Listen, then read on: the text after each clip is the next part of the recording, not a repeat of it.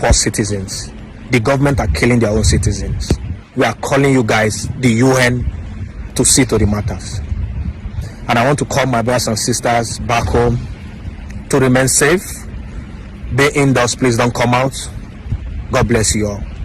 Remain safe. One Nigeria. We move. All the venues of the protest were properly organized with security, food and transportation for protesters where necessary. The protest is a strong resentment by Nigerian youth against the continued retention of the Special Anti-Robbery Squad Unit of the Nigerian Police Force, called SARS. According to the youth, SARS has become notorious over the years for acts like extortion, unwarranted harassment, torture, intimidation and murder of innocent citizens under the name of the Nigerian Police Force. Thousands of Nigerians, men, women, the young and the old from the east, west, south and northern part of the country have agonizing stories to tell about their encounters with SARS officials at one point or the other. The Nigerian youth rose up collectively in one accord with one voice to demand fundamental changes in the Nigerian police force, a wholesome reform that will result in the improvement in the remuneration and welfare package of the police. A police force made up in the main of smart, educated and digitally attuned men and women, befitting Nigeria, the largest economy in Africa and the leading democracy in Africa, an emerging democracy in the world.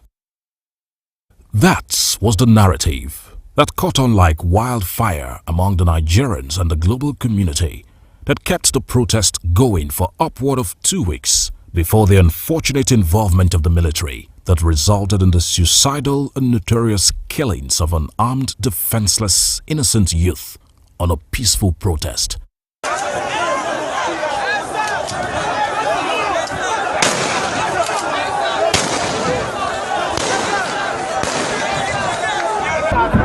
Look at them. Military, they off the light. They off the light, they surrounded us. Today, 20th October. We are helpless. We are helpless. They off the light. They off the camera. We are peaceful. They are killing us. We are dying. 8 people. We are dying already. Our soldiers are killing us. Nigerian military are killing us. They are shooting at us. They are shooting at us. They are killing us. Enough is enough.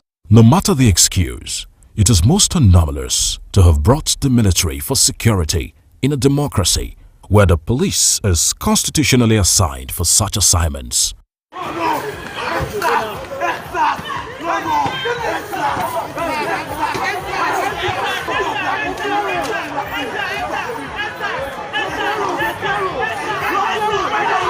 Did I see what they are doing? See what they are doing? See what they are doing? Oh.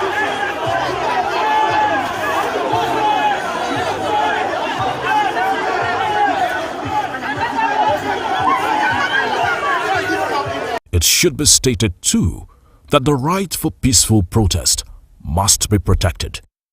The authorities at all tiers of governance must listen to and engage the youth and not silence them. Global condemnations have trailed the brutal killings of innocent youth on a peaceful protest. It's very sad to hear that over 50 youth have been killed by security agents since the protest began. This has prompted a global call for an immediate de-escalation of violence against EndSARS protesters. One person that stood out gallantly as the heroine of that night of the Lekki tollgate shooting at the risk of her life was that proud Nigerian lady, Obianuju Catherine Ude, the star of the last BB Naija DJ Switch, who displayed unmatched dexterity in the understanding of technology. Through her ingenious insight, through her smartphone, she broadcast the deadly attack on the innocent youth live, online, real-time to the global space. So the whole world saw the sacrilege committed to the Nigerian youth. It's time for the war. It's time for the war. Put your head down. Put your head down. Everybody head down. Head down. Head down.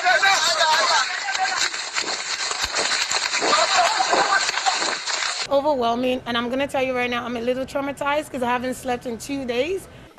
My families are not safe.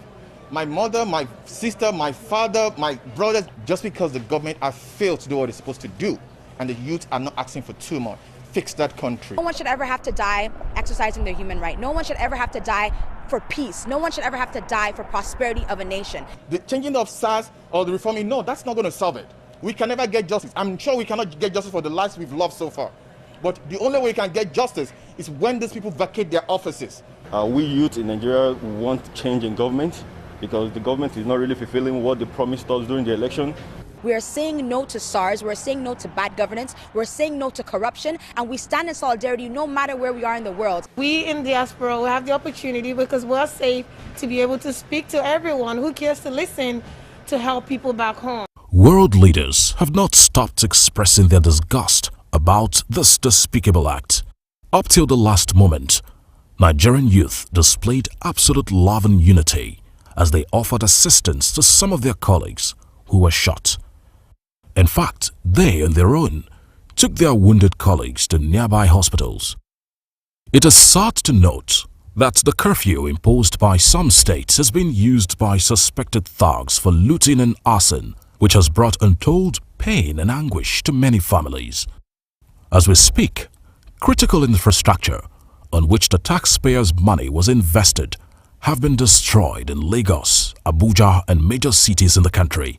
The hoodlums have been on rampage of looting and destruction, and this is indeed a serious blight to the well-thought-out and properly organized and executed protest by Nigerian youth. Governor Babajide Sanwo-Olu, who is in the forefront of the End SARS protest, spoke about some germane issues surrounding the Lekki shooting. This is me. This is who I am. I'm your governor that you all truly elected last year, and I want to continue to thank you for that. The unfortunate incident 2 days ago, it's not me. It doesn't define my person. It's not what I stand for. It's not what I believe in. I was the first governor that joined the protest. At Lekki, I held the flag in solidarity. Waters were thrown at me. I was pulled down, but I didn't shake. I was with them. The following day, I was with them at Alausa, which were the two prominent locations. I collected that letter from you with joy, and I did make a promise that relevant authorities at the highest level will get these letters. I went to Abuja, and they have reportage that shows that indeed I made those communications. Indeed, I made those contacts that I promised you that I was going to do. And I came back, and I said, 545, we will do everything to ensure that we tick the bucket. I was the first that set up the fund